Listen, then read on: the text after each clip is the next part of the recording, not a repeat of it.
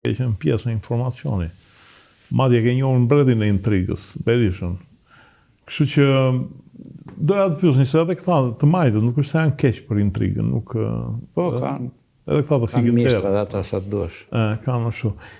Si e shikon ti këtë që po bën Rama, vendosjen e kalamajve në listën e sigurt, po krijon një trup pretoriane që do t'i sigurojë një qeverisje të qetë, po që natyrisht nuk është e mirë për vendin. Tani, në listën e sigurt, unë nuk e di tani, me thënë eksaktësisht se kur të shpallen, tamam do duken ato, se këtu ka lëvizje nga më të çuditshmet, po e para njërë, me sa dëgjova, ai ka koordinatorët politik, apo jo? Po. Të cilët i ka justifikuar në atë që dhe ka bën një sens ajo që nëse ata nuk do ishin listën e sigurt, do bënin fushat për vete dhe s'mund të ishin liderët e të tjerëve për grumbullim votash, më kupton? Kështu që në këtë kontekst ai ka vendosur të gjithë koordinatorët, me në krye koordinatorin e diasporës, që është atë parin, apo jo? Po pra, ai është një pari që ershëm, që është në listën e sigurt. Është një pari, fare bile. Tani shtoj dhe këta tjerët, kështu që bëhen për gjitha qarqet, bëhet një ekip me një ekip futbolli me trener bile, si janë 12, apo jo? Po, 12. Ashtu. Pjesën tjetër pasaj me siguri do të ketë dhe nga këta që ka afruar tani në qeveri mund të mos jenë të gjithë, se s'ka as vende për të qenë të gjithë ndoshta. Dhe ndoshta disa mund t'i ketë figura të reja, disa, kështu që gjithë gardën e vjetër, ai do të radhis në listat e hapura, kështu e shoh unë, listat e hapura, dhe prandaj u detyruar të bëj këtë deklaratë që e rriti stekën akoma më shumë, ai kishte diçka edhe më përpara, po pa e futur veten në këtë pozicion. Duke e futur veten në këtë pozicion, atë gjithë të tjerët janë komplet mbas lokomotivës, do t'i binden që të marrë numrin maksimal të votave, sepse do duhet ajo shifra që të ti pakon përpara. Mbasi ai 50% e ka në target, po këtë radhë kanë qikë më me vështirësi për ta kapur, ndoshta. 71-shin? 71-shin, ai do mundohet ta kap, po nuk e ka ishtirë sa që ka patur erën e fundit, do me thënë. Herën e fundit për 30.000 vota shpëtoi ai, nuk është se e pati të lehtë. Të lehtë, po sepse ishte më tepër se kur opozita e bashkuar. E qartë, po ishte veta ma fare. Nuk kishte koalicion, dakor pra.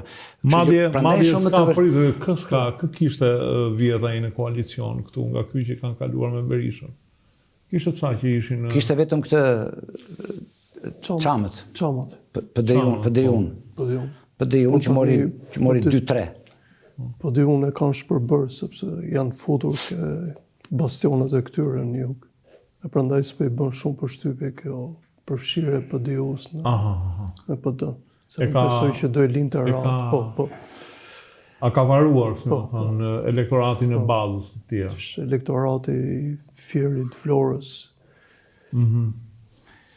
Okej.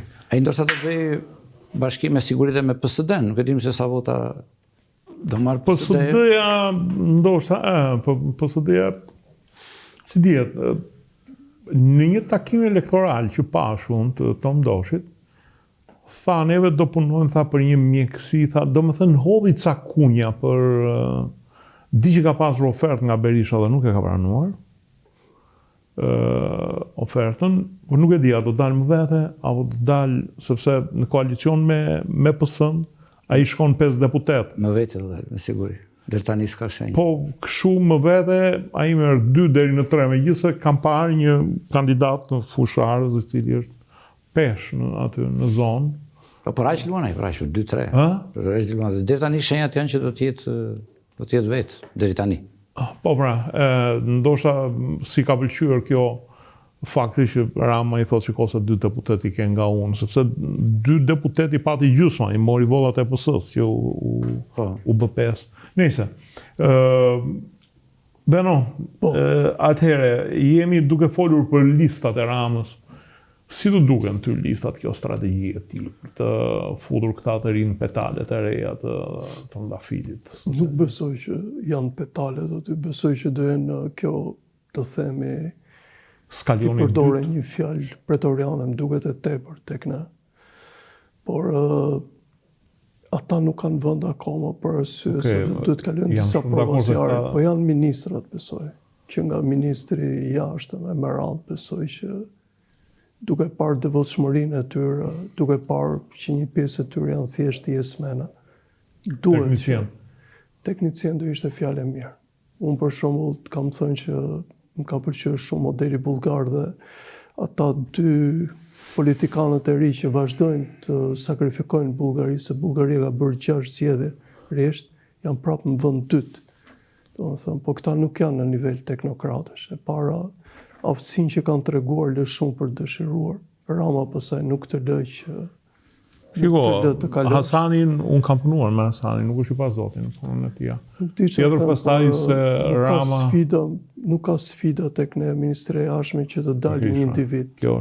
Por prapë ishte... Ka mburuar vetë Rama, më falë. Po jo, çdo kryeministër në përgjithësi... Po këtë sa më tepër.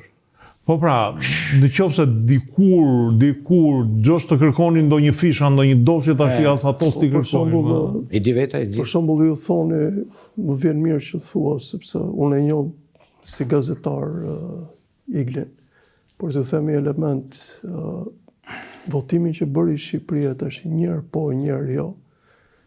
Një ministër i mirë besoj që do kishte një valu që thoshte të presim pak. Shiko, nuk... Mirë, po të Beni, okej, po mirë, ma pranon një qikë opozitën, sepse më vjen keq që tallën, unë me skuelën kam punuar. Po. Dhe është një teknokrate e mirë. Dhe pozicioni që ishte Shqipëria ishin shumë vende europiane që s'dinin nga të shkonin. Dhe momentalisht nuk din nga të shkojnë se vetë Anglia dhe Franca nuk e din se nga të shkojnë. As ato vetë nuk e din se ku të shkojnë. As Gjermania, ai kishte këputur një mufk, ai kishte thënë do bëjmë bombën atomike, një Gjerman me bombë atomike. Ku vetë nuk ka Ukraina që ka kohë që po e thot këtë. Do mundohet. Ukrainën të bëjnë se e bëjnë zero, e bëjnë ashtu thuhet. Se fush është, po e bëjnë grop me ashtu thuhet, po nuk është aq e lehtë. Ashtu thuhet, po nuk është aq e lehtë. Një vend që rezistoi edhe mund ta bëj. Edhe mund ta bëj. Amerikanë, po ka një konsensus që jo pak po përpara disa ditësh u diskutua që nuk do përhapen më armat atomike. E di kështu, por ka konjunktura të tjera. Më besoj që ka konjunktura të tjera. Derisa po tolerohet, po tolerohet dhe për Iran. Jo, po Irani nuk e bën. Në momentin që këtu do jemi një bazë. Në momentin që do ta bëj Irani, kanë për të bombarduar Iranin. Nuk lejohet më përhapja e bombave atomike. Të shikojmë. Të shikojmë. Nëse kjo është larg temës për Hasanin që po diskutojmë. Kështu që unë mendoj që ka qenë ai moment ka qenë një pozicion shumë mirë, po me patën të vështirë të... Drejt që e mori për këtë të duhet një njeri që ta qetësonte për... Po mirë, atëherë që të them. Atëherë Rama është ministri i jashtëm. Nuk ka lidhje me Ramën. Është lideri suprem. E drodhën shumë shtete, po Meloni vetë e drodhi gjitha jo Itali e filloi një herë tha, kështu një herë tha ashtu, një herë jemi me Europën, pastaj tha dalë të dëgjojmë të Trumpin. U hollë dhe Stamer, ai tha por e si përsa dalë mërë tha të nesme, po pirta se tani ti vëm fajnë këtyre tanve, se kollaj është të bësh qiftën e shkrehur edhe t'i bjesh, t'i bjesh. Falë, nuk po vendosë, unë e dua shumë vëdmitim. Çdo gjë të mirë që ka bërë Zogu, Enver Hoxha, shqiptarët që kanë qenë në perandorinë osmane, ata që kanë qenë qeverinë Kuislinge, Emerald, çdo gjë që ka qenë e mirë për Shqipërinë e vlerësoj. Okej. Të ta them troqë. Por po ju them tani, duhet të ketë një moment që ti të thuash filan ministër la një gjurmë, bëri diçka.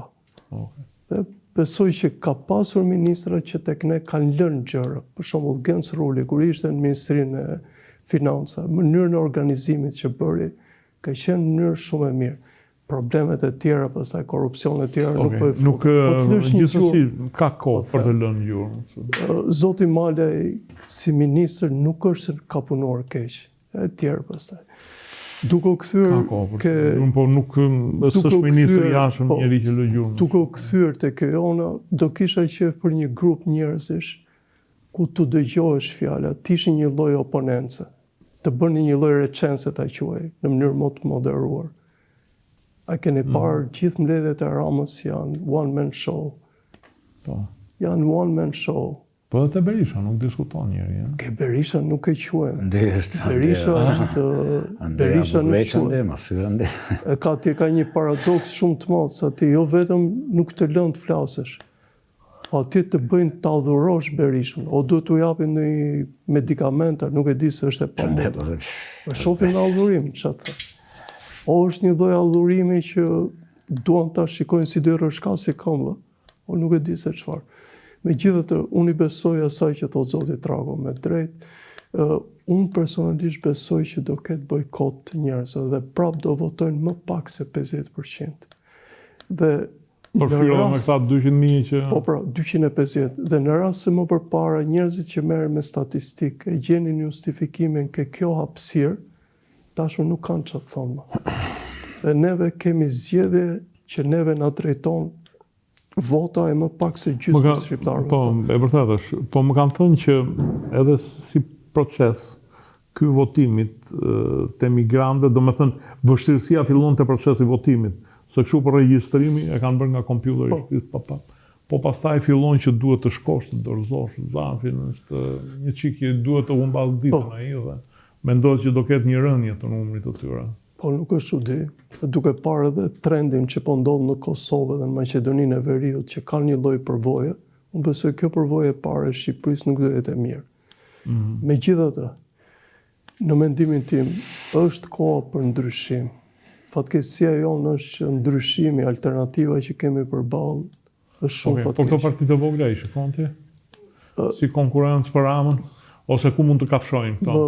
Më zgënjeu pak në opinionin tim Zoti Trako kur folën pak për pjesën e të djallëve konservator, nuk e di se sa i quajnë veten.